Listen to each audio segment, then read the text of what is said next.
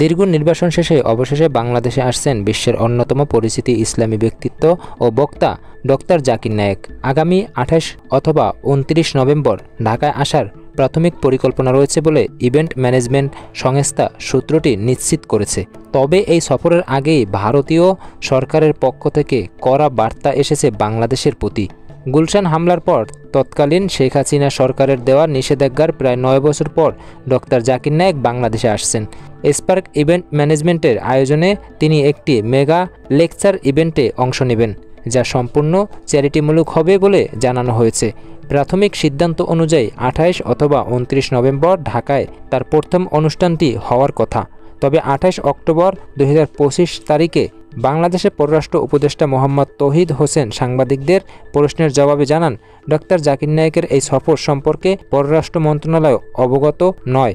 এই দ্বিমুখী তথ্য নতুন করে কৌতূহল সৃষ্টি করেছে। এই বিষয়টি ছড়িয়ে পড়ার পরে ডক্টর ইউনূসের পক্ষ থেকে ডক্টর জাকির নায়েকের জন্য 1 মাসের সফরের অনুমতি মিলেছে। দেশের যে কোনো প্রান্তে বক্তৃতা এবং অনুষ্ঠানে অংশগ্রহণ করতে পারবেন ডক্টর জাকির নায়েক।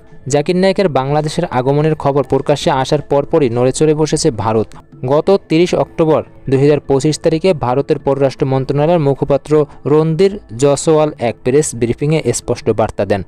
জয়সওয়াল জাকির নায়েককে একজন পলাতক আসামি হিসেবে অভিহিত করেন, যিনি ভারতে ওয়ান্টেড। তিনি বলেন, আমরা আশা করি তিনি জাকির নায়েককে যেখানেই যান না কেন সংশ্লিষ্ট দেশ তার বিরুদ্ধে যথাযথ ব্যবস্থা নেবে এবং আমাদের নিরাপত্তা উদ্বেগের বিষয়গুলো বিবেচনায় রাখবে। তিনি এই বিষয় নিয়ে বুঝাতে চেয়েছেন যে বাংলাদেশে ডক্টর জাকির নায়েক আসলে যেন তাকে ভারতের হাতে তুলে দেওয়া হয়। ভারতের এই মন্তব্য প্রকারান্তরে বাংলাদেশের অন্তর্বর্তী সরকারের কাছে জাকির নায়েককে গ্রেপ্তার করে দিল্লির হাতে তুলে দেওয়ার প্রত্যাশা হিসেবেই দেখছে ওয়াকিবহল মহল। উল্লেখ্য, 2016 সাল থেকে জাকির নায়েকের বিরুদ্ধে জঙ্গিবাদে উস্কানি, ঘৃণা ছড়ানো এবং অর্থ পাচারের মতো গুরুতর অভিযোগ এনেছে নরেন্দ্র মোদী সরকার। পূর্বে শেখ হাসিনার সরকার ঢাকার জঙ্গি হামলার পরিপ্রেক্ষিতে পিস টিভির সম্প্রচার বাংলাদেশ থেকে বন্ধ করেন এবং জাকির নায়েকের প্রবেশে কার্যত নিষেধাজ্ঞা দেয়। কিন্তু নতুন অন্তর্বর্তী সরকার সেই নিষেধাজ্ঞা শিথিল করায় ভারতের মধ্যে অসন্তোষ সৃষ্টি হয়েছে।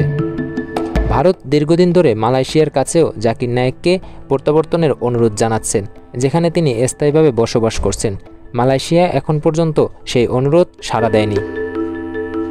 একই সময় জুলাই অভ্যুত্থানের পর বাংলাদেশ পলাতক ঘোষিত সাবেক প্রধানমন্ত্রী শেখ হাসিনাকে দেশে ফেরানোর জন্য ঢাকা দিল্লির সঙ্গে যোগাযোগ করলেও ভারত এ বিষয়ে নীরবতা বজায় রেখেছে। ডক্টর জাকির নায়েকের বাংলাদেশ আগমন কেবল একটি ধর্মীয় অনুষ্ঠান নয়, এটি এখন ভারত বাংলাদেশের দ্বিপাক্ষিক সম্পর্কের ক্ষেত্রে একটি অত্যন্ত স্পর্শকাতর কূটনৈতিক ইস্যুতে পরিণত হয়েছে। দর্শক, এরকম আরও আপডেট পেতে আমাদের চ্যানেলটি সাবস্ক্রাইব করুন।